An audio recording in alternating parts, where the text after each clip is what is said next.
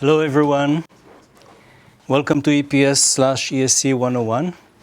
I have a couple of slides with logistics and so on, and then we have an introduction today and we'll watch a movie. But for now, how about if we start? So this is us, a global warming science. This is just an introduction slide showing you the Arctic sea ice, hurricanes, clouds, droughts, the floods in Dennis a few years ago.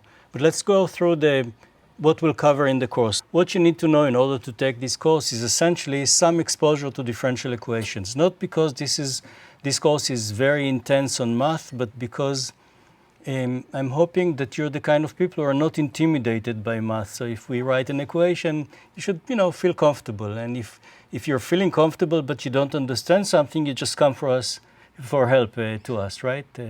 That's the purpose of this prerequisite. And then some exposure to programming, not necessarily in Python. We'll give you all the introduction to Python that you need to know. Would you raise your hand if you've done Python before?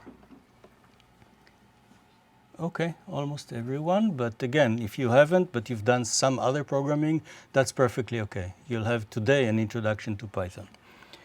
Okay, so that's what this says.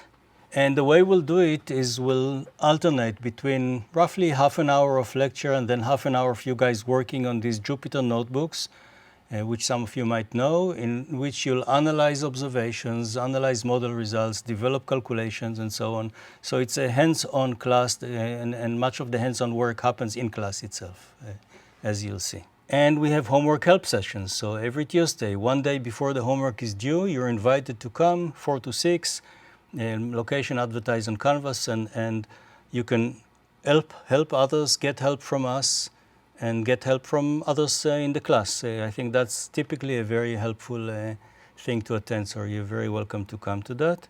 Requirements. So we want you to attend all course meetings, essentially. Of course, from time to time something will happen. Just let us know in advance, and as long as it's not more than once a semester, just because you're busy, if there's something serious, then of course we'll take that into account, but we basically expect you to be here because the discussion here is a big part of the class. Okay. We encourage group work in class, not necessarily pairs, but any group. So if you have people that you know and you want to work with them, that's great. We encourage that. If you want to get to know other people and work with them, that's even better. So again, we strongly encourage group work, both in class and outside of class when you work on the homework. And then there will be a one-page writing assignment. You'll get one today too, every week, and one assignment that involves this programming, which either is plotting, calculating, analyzing something in Python using these very convenient, I think, Jupyter notebooks. So these are the requirements, and then we also have a requirement for coaching. Coaching means that once in the semester, you'll be one of 3 or so or 4 people who will actually come a week before, get help from us, do all the assignments before class starts, and then during the class itself, you'll be walking around and helping people with their Python calculations. That typically would be the week in which you learn the most, because you have to teach others, and that works very well. You'll see. It's also fun, I think you'll find out. And grading, so 70% for the different assignments, and then coaching and participation. Any question about logistics? Okay, so let's do an overview. It's just a few slides of what we'll be covering in the class. So the most important one, I think, is this one. Gee, Lisa, looks like tomorrow I'll be shoveling 10 feet of global warming. Global warming can cause weather at both extremes, hot and cold. I see, so you're saying warming makes it colder. Well, aren't you the queen of crazy land? Everything's the opposite of everything. La-di-da-di-da. I'm Lisa Simpson. La-di-da-di-da. Really? Really? All right. You'll see today that we take very seriously a criticism of the idea of global warming and the details of that. So today we'll watch a movie, about 40 minutes, and then you'll complete it at home, of skeptics trying to make the case that global warming is not real, that it's not serious, that it's not something to worry about, and so on. And I'm hoping that what we'll learn in this class is, one, how to deal with such criticism, and also, you'll see it's very important to me personally that you learn how to deal with claims in the popular press that are exaggerated. And so I'm hoping that by the time you finish this class, you'll have a good idea of what's exaggerated and what's just a ridiculous criticism. That's my goal. And we'll do it both by going over the subjects and also by learning to critically read popular press. And also we'll talk about the politics of climate change and policy and so on in one lecture. Okay, let's go through an overview. So the first subject we'll cover, this isn't by chronological order because our next week would be about hurricanes, which I find to be a charming subject, easy to understand, very dramatic, so it's wonderful as a first class. But then after that, we'll go pretty much chronologically by the order that I'm showing here. So we start with the basics. So the first one is, what is the greenhouse effect? Why is CO2 warming? How much is expected to warm? What is the mechanism by which CO2 molecules warm the atmosphere? And so on. And then we look into temperature. So here's a picture. So this is latitude going from the South Pole to the North Pole, and this is up, so 50 kilometers into the atmosphere. And you see what's shown here in colors is the response of the atmospheric temperature to CO2. And you see here that the lower part of the atmosphere warms, as you know, but the upper part of the atmosphere cools dramatically. Would you please raise your hand if you knew that the upper atmosphere cools in a global warming scenario? Great. So, I mean, you already learned something new. But our goal would be to understand things like that. So what do we want to understand about temperature? We want to understand how much will it warm, obviously. Was there a hiatus? So at some point, people were talking about the idea that global warming stopped for about 13 or 15 years. So we'll ask, did that happen? Why did it happen? What does it tell us about what we understand here? Why is it warming more at high latitudes, mostly at the Arctic? The Arctic is seeing a much stronger warming than other places, so we'll understand that. Why is the stratosphere, the upper atmosphere, cooling instead of warming? And then other technical things that we'll talk about later. So these are the basics, and then we'll move into the ocean. So the first thing to worry about when it comes to the ocean is sea level. So you can see here that sea level rose by how much over the last 100 years, roughly? 10 centimeters.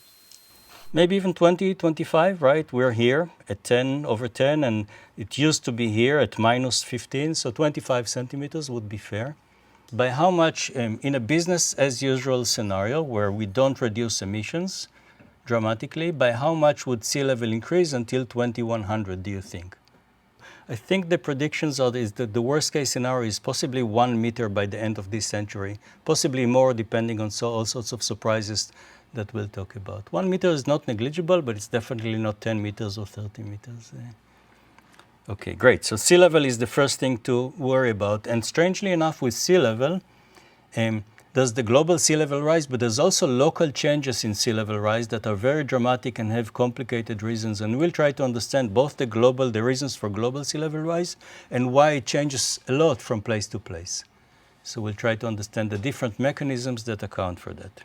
Okay, the next one is ocean acidification. So oceans absorb CO2, and as a result of that, they become more acidic, and this acidity might hurt the organisms in the ocean, especially the organisms that try to grow, the microorganisms that try to grow a skeleton, because the acid consumes calcium carbonate from which these skeletons are made. So we'll try to understand the chemistry behind ocean acidification.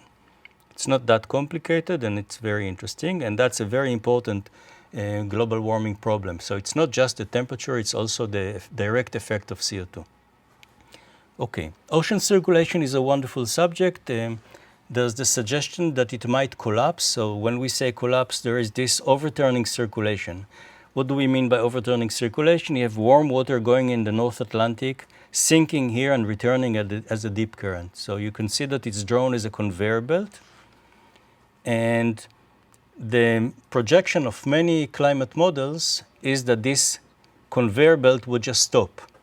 And it might happen abruptly. And it's a classic example of a climate tipping point. So you hear a lot about tipping points, and not many people know what they are, but there's a very precise mathematical definition that's really simple to understand. And so we'll go through that and understand what climate tipping points are. And then when you hear about tipping points in the popular press, you'll know what they're talking about even when they don't. Is that a good plan? Okay, so that's ocean circulation. So this was the oceans, all of these chapters, and then we have the atmosphere. So hurricanes we'll talk about next week. The question is whether they're strengthening, will they strengthen, why will they strengthen, and so on. That's a wonderful subject. Again, we'll leave it for next week.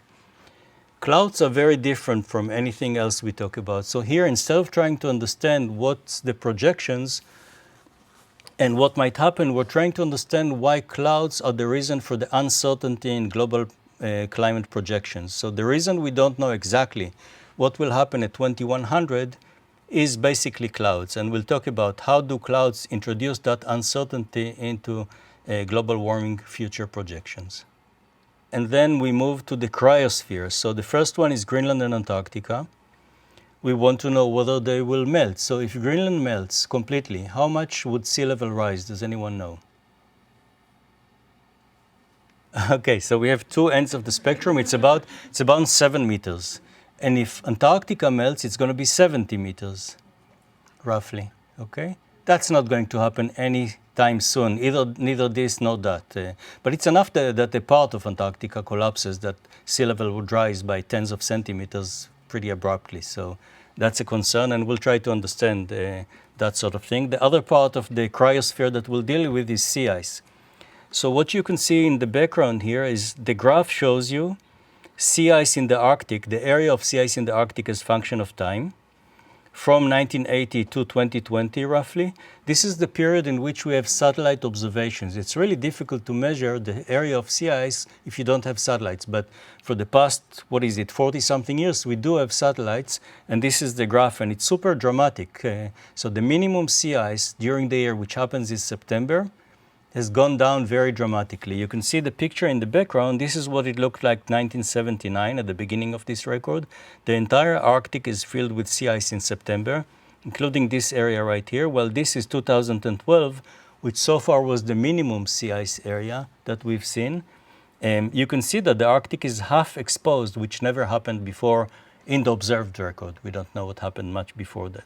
Until this year, when we talked about sea ice, it was mostly Arctic sea ice, and what we would tell students is that nothing dramatic happened around Antarctica so far. That changed amazingly in the last 6 months, because for the first time we see a very rapid decline in the maximum sea ice around Antarctica. We'll probably talk about this, even if we don't cover sea ice this year. I'll show you the pictures. It's like a 5 standard deviation anomaly. So sea ice around Antarctica this winter in the southern hemisphere, right, was much lower, much lower than it has been any time during the last 40 years. For the first time, there is a change, and it's very dramatic and abrupt. So Antarctica is reacting to global warming, it seems, finally. Okay, and the last subject we'll cover as part of the cryosphere is mountain glaciers. So this is definitely one of these things where there's no question that something has happened. There's no question that it's because of anthropogenic global warming due to the increase of CO2. So it's one of these subjects. What you see here is the length of mountain glaciers as function of time. You can see them all going down. So it's a very strong global signal with a very small amount of uncertainty. Many of the things we'll talk about will have a huge amount of uncertainty with them, but in this case, the uncertainty is actually very small. It's kind of nice to have such an example. The bad news that it's actually a terrible thing that's happening, obviously, that the signal is so strong and clear. And then we have consequences of warming, so that includes droughts and floods. This year we'll do floods, as opposed to this picture which shows a drought. So we'll talk about why is it that floods happen. Do we expect them to increase in a global warming scenario? And the answer is yes, we expect them to increase, especially extreme floods. Why do we expect them? So we'll try to understand basically the mechanism due to which floods become much stronger in a warmer climate. It's actually pretty simple to understand, as you'll see. Okay, so that's droughts and floods, and then there is heat waves. So of course, heat waves are an obvious consequence of global warming. If the mean temperature changes, then these events of very high temperatures that last maybe a week or 2 or 3, these heat waves will also get stronger as a result of that. And then there's forest fires, which we will cover. That's a wonderful subject, again, because it's very dramatic. It's always in the news, and there's a lot to be said about it. In this case, the question is a statistical analysis kind of question. How do we tell that a certain fire that we see is indeed due to anthropogenic global warming, due to the increase in CO2 due to human activities. Let's talk about, again, some logistics before we get into the movie that we want to watch today. So you'll get a writing assignment every week. This description is not for the writing assignments that you'll get today. I'll show you the instructions for that later. This is for the standard weekly writing assignment, except for the first class. So we send you to ChatGPT to ask ChatGPT to write a 250-word summary of what we know about the subject that we covered that week. And then we ask you to write a one-page summary, you criticizing and adding to what ChatGPT was able to write. You'll see that ChatGPT will be helpful for us in the class, both in this writing assignment and in programming. So today you'll try to use ChatGPT for debugging a code and for writing a code. Have you done this? Would you raise your hand if you asked ChatGPT to write code for you? A few? To debug a code for you, if you could raise your hand? A few? That's great. Okay, so we'll do that today. So I see this as a wonderful teaching tool. Okay. And then your target audience, when you write something, it's really important who your audience is, right? Because the text would be very, very different. So your audience would be the president's science advisor, who's a scientist, but not a climate scientist. So you'd have to adjust your level of writing to that. And then these are details that you could look at later. So this presentation is available on the course webpage. And you could go there and look at the details of what the guidelines are for the writing assignment and use that when you do that writing. Okay, continuing. What we're going to do next is watch this movie by Channel 4 in the UK, in which they try to make the case that global warming is a swindle. It's a bit oldie by now, 2007, but it's really well done and it raises many interesting issues. So we'll watch some of it and then we'll take a break and then we'll continue and so on.